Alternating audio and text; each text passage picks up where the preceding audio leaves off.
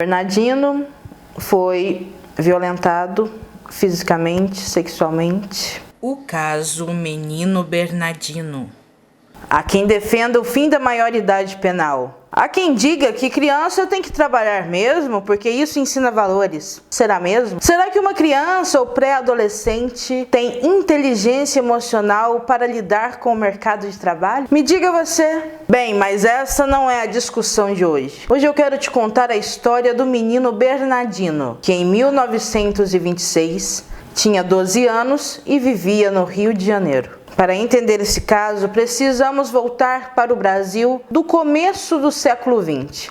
Nesse período, grande parte da população brasileira vivia na pobreza, porque fazia muito pouco tempo, gente, que a abolição da escravidão havia acontecido, né? Isso em 1888. Então, no começo do século XX, tudo isso era muito recente. Então, com a abolição da escravidão, os ex-escravos e suas famílias se viram à mercê da sociedade, né? Porque não foi nada bonita a abolição, né? Saíram com uma mão na frente e outra atrás. E junto a isso, o processo de urbanização também se acelerava, então muita gente na cidade, sem emprego, complicado.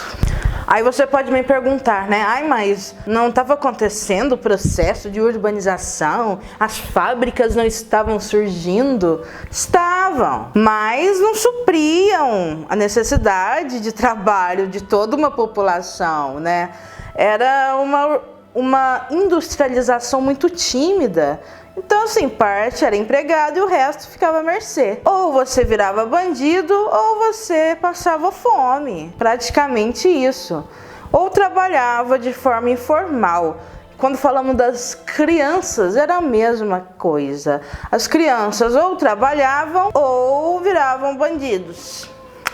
Né? Complicado. Ah, mas era só ir para a escola. Não.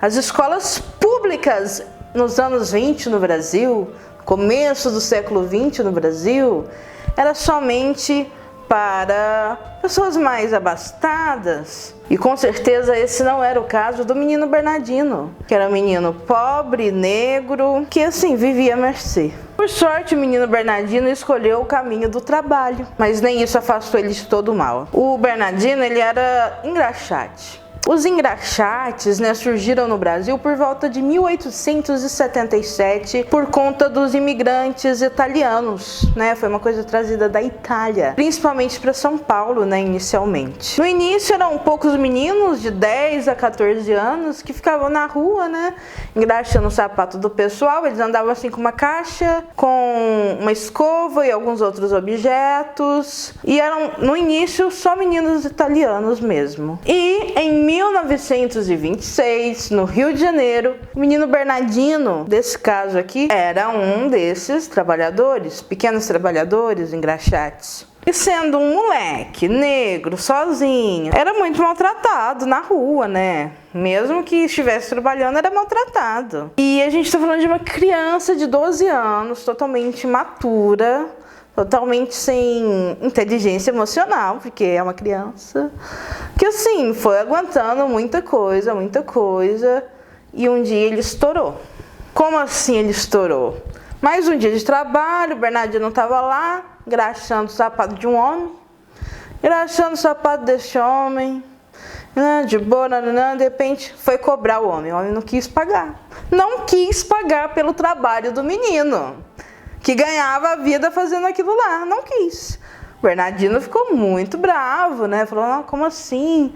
Vai pagar assim? Não vou. Não, moleque, não sei o quê. Falta de respeito total, né?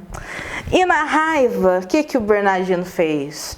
Ele jogou tinta na roupa do homem. Jogou tinta. Só tinta, viu? Não fez mais nada, só tinta. Mas isso foi suficiente para o bonitão chamar a polícia. Ai, polícia, vem aqui, esse menino, nananã. A polícia foi. A polícia chegou lá, o que aconteceu? O homem, esse garoto me agrediu, e o menino assim, humilde, novinho, não soube nem explicar o que aconteceu, né? Ficou mudo. A polícia vai ficar do lado de quem, né?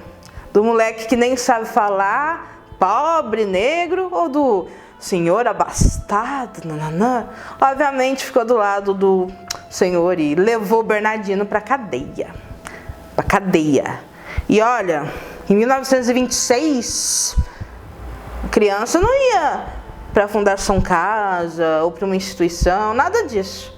Era para cadeia mesmo, com outros adultos. Tá gostando deste caso? Quer saber o que vai acontecer com o Bernardino?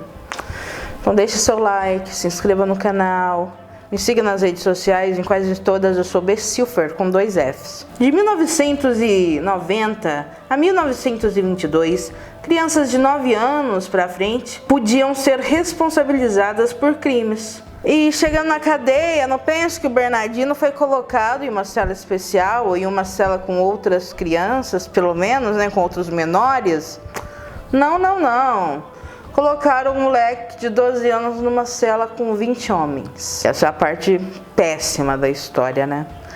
Bernardino foi violentado fisicamente, sexualmente, assim, de formas horríveis que não dá para detalhar aqui. Primeiro que não vem ao caso, segundo que o YouTube não permite coisas muito explícitas.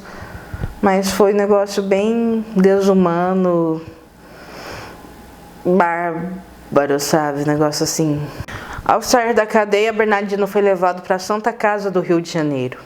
Ao chegar no hospital, os médicos ficaram horrorizados e denunciaram o caso para o Jornal do Brasil. Segundo a matéria, o menino encontrava-se em estado lastimável e no meio da mais viva indignação dos seus médicos. Embora nessa época a violência contra crianças e adolescentes fosse algo assim normalizado, esse caso específico chocou a sociedade fluminense, que ficou indignada e pediu que fossem tomadas medidas de proteção aos menores, né? Que, poxa, que é isso? E assim, é uma pena que tenha que acontecer uma coisa assim tão bárbara para que aconteça mudanças na sociedade, né?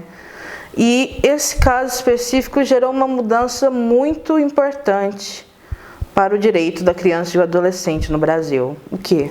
Um ano depois do crime de abuso, o presidente Washington Luiz escolheu o dia 12 de outubro de 1927 para sancionar o Código de Menores.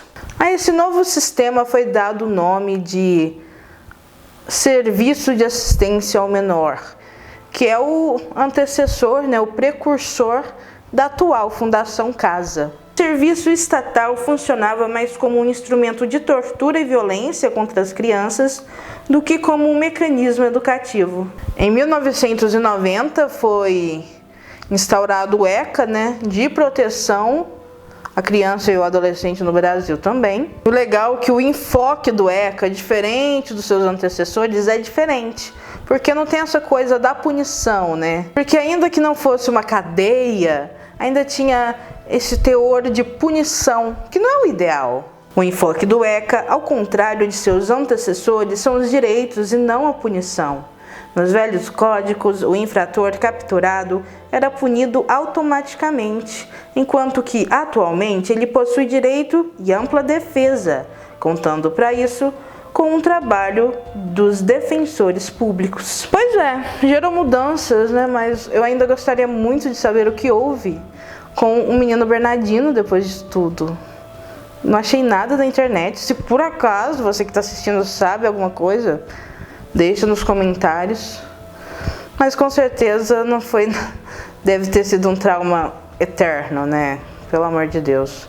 Mas enfim, se você gostou desse vídeo, deixa seu like, isso ajuda o criador de conteúdo, se inscreve no canal. Dê sugestões para mais temas de vídeos desse jeito, assista os outros vídeos aqui do canal, tem mais vídeos de caso policial, tá bom? Falou!